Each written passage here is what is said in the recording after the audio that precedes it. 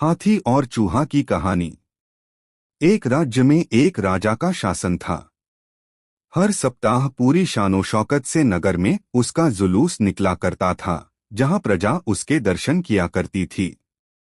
एक दिन एक नन्हा चूहा उसी राजमार्ग के किनारे किनारे कहीं जा रहा था, जहां राजा का जुलूस निकलने वाला था। वह चूहा था तो छोटा सा, मगर उसका घमंड बहुत बड़ा था और वह खुद को सर्वश्रेष्ठ और महान समझता था। कुछ देर बाद राजमार्ग से राजा का भव्य जुलूस निकला, जिसे देखने लोगों की भीड़ लगने लगी। राजा अपने पूरे दलबल के साथ था। उसके सैनिक उसे घेरे हुए थे। कई मंत्री और अनुचर उसके पीछे थे। वह एक विशाल शाही हाथी पर सवार था। हाथी शाही था, इसलिए उसे भव्यता से सजाया गया था और उसकी शान भी देखते बनते थी। जुलूस में हाथी के साथ एक शाही बिल्ली और एक कुत्ता भी थे। राजा का जुलूस देखने को उमड़ी भीड़ राजा के साथ साथ उसके शाही हाथी की भी प्रशंसा कर रही थी। यह सुनकर घमंडी चूहे को बहुत बुरा लगा। वह हाथी को गौर से देखने लगा, फिर सोचने लगा, इसमें ऐसी क्या खास बात है जो मुझ में नहीं। मैं भी उस जैसा ही हूँ। मेरे पास भी 2 आँखें, 2 कान, 1 नाक और 4 पैर हैं। फिर उसकी इतनी प्रशंसा क्यों?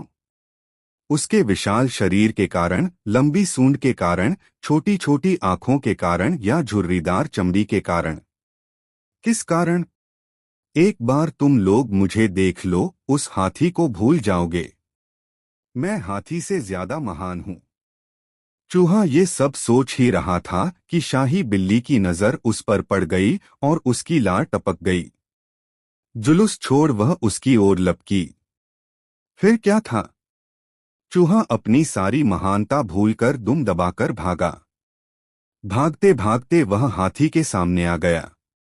आगे बढ़ते हाथी ने उस पिद्दी से चूहे को देखा तक नहीं और अपना विशाल पैर उठा लिया।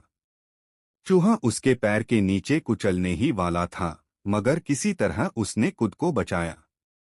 वहां से बचा तो खतरनाक कुत्ता सामने था, जो उसे देखकर गुर्राया। चूहा पूरी जान लगाकर वहां से भागा और राजमार्ग के किनारे स्थित एक छेद में घुस गया। उसका सारा घमंड उतर चुका था। उसे समझ आ चुका था कि वह इतना भी श्रेष्ठ और महान नहीं।